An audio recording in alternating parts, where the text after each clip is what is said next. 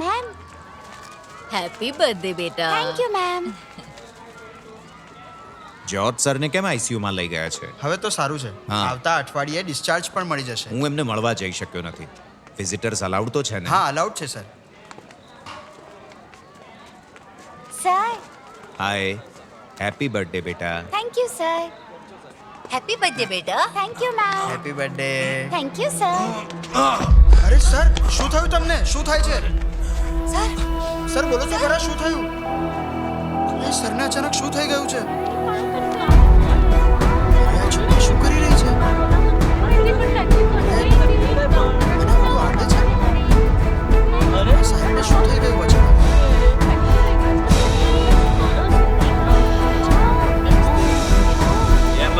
Ambulance बोलो doctor पाणी आण हवा येऊन साईड लो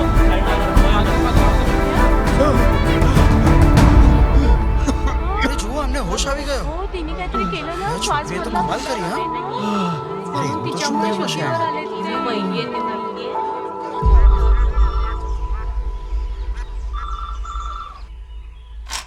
હેલો, હું ઇન્ડિયાની મમ્મી બોલું છું. ઓકે, ઠીક છે. ઓકે, હું કહી દઈશ એમને. સોમન ક્યાં છે મમ્મી? બાર ખેતરમાં છે. શું થયું?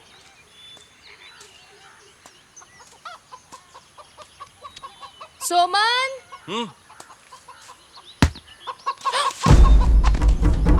મમ્મી! સોમન, શું થયું? આંખો ખોલો સોમન, આંખો ખોલો.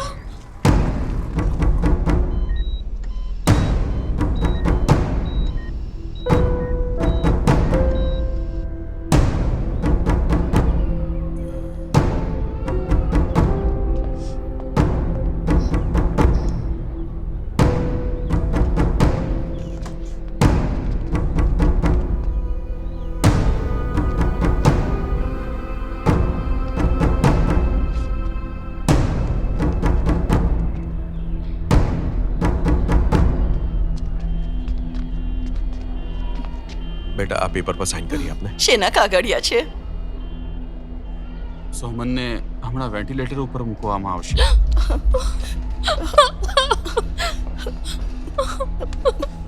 દીકરીનો 10મો જન્મદિવસ છે. અરે હે ભગવાન, આ શું થઈ ગયું આજે?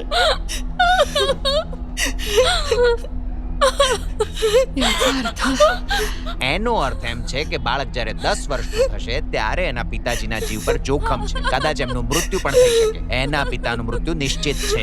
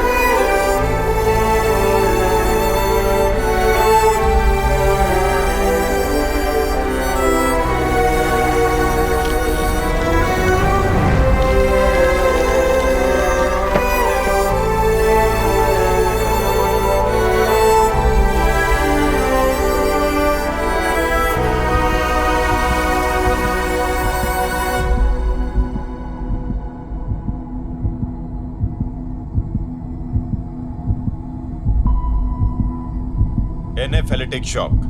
જે સમજાય એવું બોલો ને. જ્યારે પેશન્ટ આવ્યો ત્યારે એને દુખાવો હતો. હા. ડાયક્લોફેનાક નામની એક પેઇન કિલર છે. હા. એને ઇન્જેક્શનના રૂપમાં આપવામાં આવે છે, પણ એને કોઈ નવા ડોક્ટરે આપી છે. એ પણ ટેસ્ટ ડોઝ વગર આપી. એટલે શું? નસમાં મસલની દવા આપવામાં આવી છે. ઓહ, MBBS પાસ કર્યા વગર કોઈ પૈસાની લાલચમાં આવીને ડોક્ટર આવું કામ કરે એમાં કોઈ આશ્ચર્ય નથી. આ બહુ ખરાબ થયું. આ તો બહુ ભયંકર પરિણામ છે. પણ હવે કરીશું શું? ઓહો. અરે પેલો બતકવાળો એક રોગ હતો ને, એનું નામ શું છે? H5N1. બર્ડ ફ્લૂ ને? હું સમજી ગયો છું. આ જ વાત બોલવાની છે. આને બર્ડ ફ્લૂ થયો. બસ મારી સાથે રહેજે, બાકી હું જોઈ લઈશ. પણ એના માટે તો વાયરોલોજીની લેબમાંથી રિપોર્ટ જોઈશે ને. ઓહ, આટલા નાનકડા ગામમાં કોઈ પણ કાગળિયા વગર આટલી મોટી હોસ્પિટલ ઊભી કરી દીધી છે, તો શું એક નાનો રિપોર્ટ ના બનાવી શકું કે? સુરન છું, સર્ટિફિકેટ બનાવી દે કે બર્ડ ફ્લૂથી મર્યો છે. સાંભળ, બર્ડ ફ્લૂથી આનું ભયાનક મૃત્યુ થયેલું છે, અને જો એના પરિવારવાળાના રૂવાટા ઊભા થઈ જશે, અને સાચું કહું છું, લોકો ડરી પણ જશે. મજા આવશે.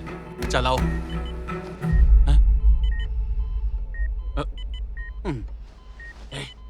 તમે ડરો નહીં, આમ પણ એ બેભાન છે. તો ઠીક છે, નહીં તો આની ખોડીની અંદર પણ ઝેરનું ઇન્જેક્શન મારવું પડે, જેથી આપણે વિરુદ્ધ એક બોલી ના શકે. ચાલ મારી સાથે.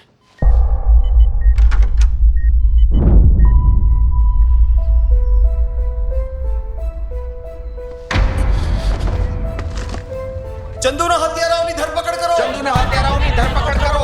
મૈસૂર અને સાથીઓની ધરપકડ કરો. મૈસૂર અને સાથીની ધરપકડ કરો. નકલી ડોક્ટર સામે કાયદાકીય કાર્યવાહી કરો. નકલી ડોક્ટર સામે કાયદાકીય કાર્યવાહી કરો. ચંદુના હત્યારાઓની ધરપકડ કરો. હત્યારાઓની ધરપકડ કરો. મૈસૂર અને સાથીઓની ધરપકડ કરો. મૈસૂર અને સાથીની ધરપકડ કરો.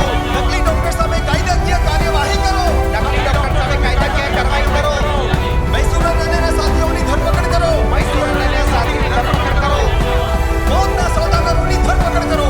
મોતના સોદાગરોની ધરપકડ કરો. મોતના સોદાગરોની ધરપકડ કરો. મોતના સોદાગરોની ધરપકડ કરો. મોતના સોદાગરોની ધરપકડ કરો. મોતના સોદાગરોની ધરપકડ કરો. નકલી ડોક્ટર સામે કાયદાકીય કાર્યવાही કરો. नकली डॉक्टर साहेब कायद्याकीय कारवाई करो. वळण लागलं आहे.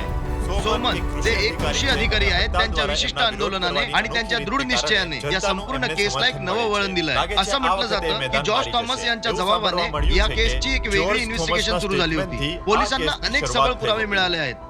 चंदूचा मृत्यू बर्ड फ्लूने झाला आहे असं आधी म्हटलं जात होतं, पण कृषी अधिकारी सोमन यांच्या आंदोलनानंतर हे समोर आलं आहे की चंदूचा मृत्यू हॉस्पिटलच्या निष्काळजीपणामुळे झाला होता. तपास अधिकाऱ्यांनी सांगितलं होतं की मैसुरन जे एक राजनेता आहेत ते आणि त्यांचे काही साथीदार चंदूच्या मृत्यूला जबाबदार आहेत. आम्ही तुम्हाला हे सुद्धा सांगू इच्छितो की जॉर्ज थॉमस सोबत सोमन आत्ताच पोलीस स्टेशनला पोहोचले आहेत. सोमनने या गोष्टीची मागणी केली आहे की चौकशी पुन्हा सुरू. કૃષિ અધિકારી પોતાનું સ્ટેટમેન્ટ આપવા પોલીસ સ્ટેશન આવી ગયા છે.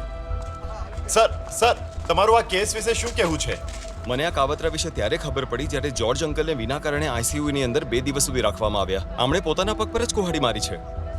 એમને લાગતું હતું કે એમની વિરુદ્ધ બોલવાની કોઈનામાં હિંમત નથી, એ લોકોને ગામમાં રોકવા વાળું કોઈ નથી, એમને કોઈનો ડર નહોતો, એટલે અત્યાર સુધી બધા અપરાધ કરતા આવ્યા. આખા સમાજને એક વ્યક્તિ તો ન જ બદલી શકે, જો બધાનો સાથ હોય તો જ એ શક્ય બને. એમાં પત્રકારો અને મીડિયાવાળાનો સાથ બહુ જરૂરી છે. ઘણી ચેનલો પોલિટિશિયનના ઈશારાઓ પર કામ કરે છે, એટલે સત્ય લોકોની સામે નથી આવતું. પણ તમારા લોકોની ફરજ શું હોય છે? લોકો સામે સત્ય લાવવાની. આપણે અન્યાય સામે લડીને જીત હાસિલ કરી શકીશું અને આવા ભ્રષ્ટાચારી નેતાઓને ઉઘાડા પાડી શકીશું. મારું આટલું જ કહેવું છે, ખાસ કરીને મીડિયાવાળાઓને. તમે મને સાથ આપતા રહેજો. Thank you. સર એક જ સવાલ.